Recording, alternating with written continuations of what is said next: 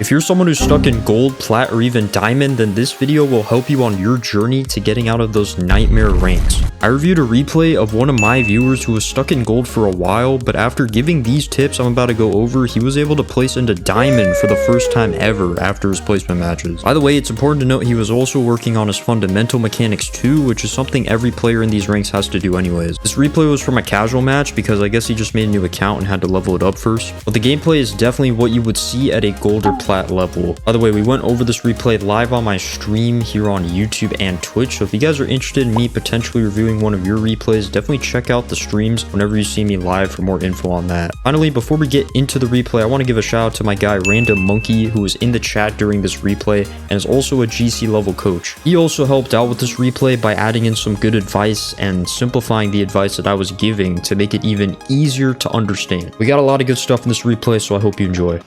Oh, nah, you're good, bro. You have time here. You want to look at the nose of your opponents. This guy's facing this way. This guy's facing this way. None of these guys are challenging you yet. So you can actually push up a little bit further, get more of an angle on this ball, and then kind of go from there. If you think you have an opening to shoot it, you can shoot it. You want to just control it. That's another thing you can do. And also, considering your teammate's still pushed up, you want to buy time for him to get back. Waiting here for the ball will also help with that too, so it's beneficial in many ways. And as you can see, not taking enough time on your play actually leads to you getting scored on here. There's an even better way to word this tip, which we'll see in the next play. Let's see here. Ooh, good try, good try. So here you actually did have a bit of an opening. Let me try to get a good pause point on this. So this guy kind of kills his momentum and he's facing sideways. I think this is actually a good stop point. Okay, so this whole half of the net is wide open right for the picking. Exactly. So get a bit wider. This whole half is wide open, so you want to get wider. We know the ball's coming this way, and now boom, makes it a lot easier to shoot that side. Yeah, same thing, take more time. You guys have more time. Exactly. Perfect. Okay. A little bit chaotic here. Yeah, so I wouldn't go for this because your opponent's closer to the ball here and it looks like he's about to turn into it. Face towards your net a bit more. Wait for his touch. You don't have to fully face your net, but maybe like what you're doing here, like to an angle.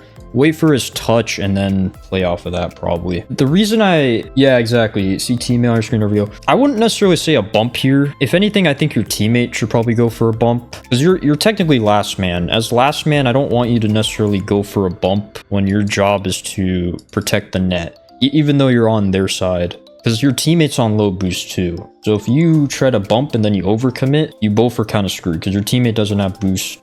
Because yeah, your teammate ends up getting the bump. So you're basically doing what he was going to anyways do. But now both of you are behind the ball now. So as a result, they almost get the goal. Luckily, you did have enough boost to get back and they did not. So that ended up saving you there. Ooh, okay, so this is a very high wall one here. Okay, so I mean, I would say here, you see your teammate barely like right under you. So I wouldn't go for this because if you go for this ball, if anything, it's going to go around midfield and more like that way, which could make it more awkward for your teammate. So I would actually just leave this ball. That way your teammate behind you can just go. It's a little bit less awkward because he's on the ground rather than the wall. Like here, you could just control it. Yeah, awkward equals leave. Yes. See, this is good, dude. RandomMonkey is just simplifying everything I'm saying, basically. Just breaking it down to much more simple terms. Yes, awkward equals leave. Okay, so you're right behind your teammate here. Okay, I would not, in this situation, I wouldn't boost. Because what just happened here is your teammate gave away possession. Meaning, your opponent is going to get to this ball first. And the more you boost into this, the less flexibility you're going to give yourself. Had you not boosted, let's say you just stayed here. Okay. Now, this is a less awkward ball to go for. You could probably even throw in a shot if you wanted at this point, or control it, whatever you want to do. But yeah, you'd be a little bit further back. This is less awkward. And now, as I said, you could do whatever. You could control it, like dribble it, and then go for whatever. Key thing, if your teammate hits it away and you're right behind them already, just don't boost anymore. This is actually, I feel like this is a much better replay for us to analyze. Your teammate is on low boost. He just committed. You want to be stalling for him to get back and get some boost. And this is very awkward to go for. I would not go for this. In fact, in this situation, the only thing I'm looking at here is Vader Potato. That's a funny name, by the way. And I'm just going to look at him. At first, he's going... Now he's turning back. Just do a quick like 360 on that wall, or 180. Yeah, 180. A 180 on that wall. And now you have the entire field to work with. So you can take all the time you need, catch this ball. So something like this where you're following the ball's path down the wall and you catch it. And if someone tries to challenge you during this, you could just hit the ball before them. Your teammate's on boost now, which is great. So you stalled for him and you guys will get possession now. I see, because Wicked's also on the other side. Exactly, dude. Exactly. Perfect. All right, so now we're in this spot. A little bit of a backwards. All right, so we get scored on here. Yeah, I would say a lot of it just stems from not taking enough time here. Now it gets kind of awkward. So when it's in the corner like this, and especially when your teammate's also here, I want you to stay really close to this ball. Let the opponent come to you. You could take like a single jump 50 or something. Kind of buy time here. Here now, this guy gets an opening. Gets it mid, gets a shot. Yeah, your own corner is the most safe spot on the mat. Exactly. No need to press any jump buttons. Yeah, even like a drive chow could work pretty well there too. Okay. So here, we know Wicked's not going to do anything. We know your teammate's not going to do anything. Just make sure you know where the other opponent is in this situation, I would say. So like real quick if you can, because you have time, you could check your rear view or wherever. Use your right stick. See where he's at, but I mean, me personally, I'm probably just going to boost into this ball and then catch it. You might even get a bump on this guy while you're doing that. Because now you give this guy a shot. You get a block. You're there. So that's good. But oh. Okay, it works. It works. We'll take it. We'll take what we can get. Solid win on that. Oh, wow. Stay pretty close to that ball. Okay, so good win there on the challenge. This is a situation where you want to speed it up because it's basically a 1v1. You want to speed it up so that way this guy doesn't get back in time. But you also don't want to just hand this guy the ball, which kind of ends up happening here. So what I would do personally in this situation is instead of flipping into it, I would just single jump into it, because then the ball stays a little bit closer, but you still have a little bit of speed. Yeah, and then carry. Exactly. That's what I would do. Here it gets a little bit heavy. You have time. I wouldn't go for this. At this point, your main thing, look at the opponent. Your opponent already has more momentum than you. So even though the ball is coming towards you, like by the time you get this boost, there's no way you're going to be able to beat him. So the demo here might be kind of hard, I feel like. I'm just wondering if that's a possibility, but I mean, it could be. It's a little bit tough though, because the ball is in between you and him. Yeah, I mean, you could look for that. The main thing here though, just don't flip. As RandomMonkey was saying, right? You're in your own corner. I mean, sometimes if you know you could get a beat, like you could. But if you're beat to this ball, I would just like drive into it, because now you're a bit further out. Whereas if you just drive challenge, you're still on the ground, you can turn back quicker. Fantastic save out of your teammate. Yo, nice goal, by the way. This is a really good goal. I mean, dude, honestly, I think you can hit Plat for sure, and like stay in Plat pretty comfortably. Like, I'm liking what I'm seeing car control wise. Like, I think your car control is so much better than what gold is, honestly. I think sometimes it's just like decisions here and there, small little decisions, but in terms of car control, it is there. It's good. Anyways, I keep going back and forth here. Yeah, so this is a situation where you have more time. Just turn a bit wider, same thing. But even that, yeah, this is a very tough shot. You got to be super wide for this one to work. Otherwise, if the opponent's already back, I wouldn't even really go for this. And the reason I wouldn't, if you had a teammate behind you, might as well, right? You might get the goal, but because your teammate's in their net with 0 boost, you don't want to overcommit at all, because they could get a free goal out of this. So, I mean, I'd probably just like fake or stay close to this, let your teammate kind of get boost. Yeah, because this ends up being a really bad situation now. Realistically, they should have scored that, but you guys catch a break. Oh wow, teammates really awkward. Okay. I would go for the boost steal. Yeah, so right here. And this is the key, dude. Like with Rocket League, most of the, or all the decisions really just come from looking at all the players. It's basically that simple.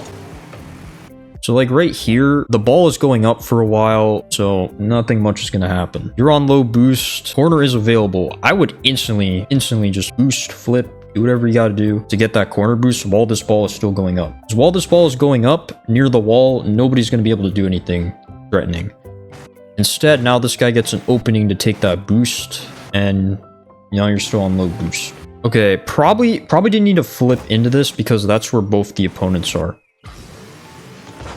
A pretty high level move you could do here is actually just fake this. Like either fake this or, you know, half flip, whatever. But like let this ball keep rolling to you and then hit this towards your corner boost. Because number one, you're going to get boost back. Number two, you have like all of this space to yourself. So that's another key thing. If you have open space, try to utilize it. It's kind of hard to see in this situation because all you can see is what's in front of you. But then because you can see all this in front of you, you can assume there's so much open space behind you now. And because the ball's going in that direction, you can just let it keep rolling there. It'll be good. So I think sometimes with your aerials as well, and I know you know this, we've been over this. A lot of it's just not compensating for where the ball is traveling to. Because like right here, if the ball was like a bit slower this direction, you'd probably be able to get a hit here. But this ball is moving a bit faster this way, so you want to kind of adjust for that earlier. So yeah, I mean, this is something you already know. It's just like a common theme that we're seeing. So might as well just point it out. So couple things there that could have prevented the goal. Okay, not bad, not bad. A little bit of panic here. So yeah, corner situations are a big thing, I would say. This is good shadowing. Don't necessarily, actually you avoid the bump. That's good. At this point, just let him hit it and take that boost from him. That's what I would say. Just take the boost from him and never jump in your corner. Yeah, exactly. Like in these situations, a lot of times boost control is more important than the ball control in the corner. So you probably could have taken the boost from that guy and then that would have been better. And boost steal equals demo in my book. Yeah, it's basically a demo. Yeah, that's a perfect way to describe it. Yeah, because a player without boost, I mean, it depends on the player. A really good player, they can find a way to make stuff work. But players in your rank without boost, a lot of times, they will not be super useful. So anyways. Alright. Just what RandomMonkey said. Awkward equals leave. This is a prime example of awkward. Ball is right over your head. Wanted to shout that. Gotcha. Well, this guy already hit it away. So now your teammate can go for this. The only times I really go for the ball when I'm directly underneath it like this are basically if they're just shooting it. But I mean, there might be another situation I'm missing, but that's the main one. Honestly, after the miss, I feel like you probably could go for this still. Yeah, I mean, this is one of those tough situations. I think you did okay here though, because once again, looking at the nose of his car, he really can only shoot it near post. So if you have the near post covered, you're good to go. But yeah, it's kind of an unlucky bump. Always go, yeah, no, that's fair. I'd probably agree, just go for it, because yeah, like at the very least, you're forcing this guy to take an uncomfortable touch. Because here, if he's a little bit better, he'll probably line this up for a better shot. He actually just messes up his flips. Yeah, I would agree with what RandomMonkey said. Like in this situation, just go for it. Don't necessarily have to get the perfect challenge. The whole goal of your first man is to make it easier on the second man to get a save. So just cover what you can, I guess. Yeah, understanding role of first and second man alone can make you champ automatically, TBH. Exactly, dude. Exactly. 'Cause like a lot of people will say, oh, dude, my teammates, man. They'll say that, but then you look at some of their games, they don't play their role properly. I actually just made a video a couple weeks ago covering how to play first and second man roles perfectly, and it's actually my most viewed video on this channel by far. There's been a ton of positive feedback from SSLs and even former top 100 players. Some people were able to hit their peak rank after going on crazy win streaks as well, so go check out that video once you're done watching this one if you want to be in a better position to rank up as soon as possible. A little bit of panic because I wanted the dub. Gotcha. Oh yeah, same thing there. The angle on this shot is going to be so hard. This guy's covering it. Your teammate's also out of the play. Like, same thing. Let this guy hit it. Play in a position to be able to get the next touch. Honestly, pretty solid challenge. It goes into open space, so... I would say here, though, big mistakes probably going for the boost. Going back for the boost. Like, if you wanted to, though, I would probably half flip into this rather than turn. Yeah, so if you wanted to go for the boost, I would half flip and then turn back in. That'd probably be a lot smoother. Otherwise, rather than turning, I would just like take these couple boost pads. That way you're pressuring this guy a little bit earlier. To be fair, this guy does a really good job of like turning wide here and getting this play back into a threatening spot. So a couple different things there you could do to kind of prevent this from being as scary as it is. Yeah, that's what I thought after I got the boost. Alright, that's good, that's good. Unfortunate. So I would say it kind of stems from that. And that's just really hard. It's hard to get to. Oh, that was not a back post rotation. Big. Oh yeah, let's see this actually. Good point. Yeah, so you probably... You also, if you look at the situation, this guy can't really score this. I mean, the only concern is this guy's all the way back here with 0 boost, so that is kind of concerning. But yeah, I'd probably rotate a bit wider again still. You don't have to go like, yeah, just left, like not like fully back post, but just a little more left here. Then we have some more breathing room. Yeah, I agree with that. Okay. Oh, unfortunate. So some of these touches are a little awkward. I think, honestly, one thing... You can catch this ball again, but you probably want to keep boosting so you get a little bit closer to this one for the second touch, the follow-up touch. Then you can kind of control this a bit more rather than... Like, once again, you're in another awkward spot there. The hit. Oh, gosh. This is chaotic. Oh, no. Oh, no. Another rule I like here is after one touch leave. Yeah. That is also fair too. Because a lot of your teammates, they'll just see you hit it once and then they'll think it's their turn. So yeah, maybe like after this touch, yeah, honestly, that's a good point. After this touch, I would just get out of here. Because from your teammate's POV, yeah, I mean... You see your teammate's POV, it looks like there's no way you're going to get another touch. So he thinks it's his turn, and then once you turn back in, that's where things get bad. So yeah, that's actually a really good point that I missed. One touch and then out. I like that. Yeah, your teammate always goes with you. That was, yeah, I think that was a really good replay though. A lot of stuff we took away from that one. Something really important you guys need to know is that a lot of these tips are heavily simplified to what actually works around the gold, plat, or even low diamond range. Rocket League's a game that requires a lot of improvising once you get to those higher ranks, so a lot of these tips are great for getting you out of gold and plat, probably won't work that well afterwards. And this just applies to the tips that tell you to never or always do something, such as this one, but the other tips will work at pretty much any rank. If you guys enjoyed this video and found it helpful, I would really appreciate if you could at least leave a like on this video, as it helps out a ton. Maybe consider subscribing for more content like this and helping me reach 2K subs, because we're very close. And feel free to leave a comment. I'll make sure to reply, and share this video with any homies that might need it. Anyways, if you're looking to accelerate your 2v2 gameplay even more, then my ultimate 2v2 guide video that I mentioned earlier is popping up on the screen right now, so go check it out if you haven't already. Thank you all for watching. Have a good one. Peace out.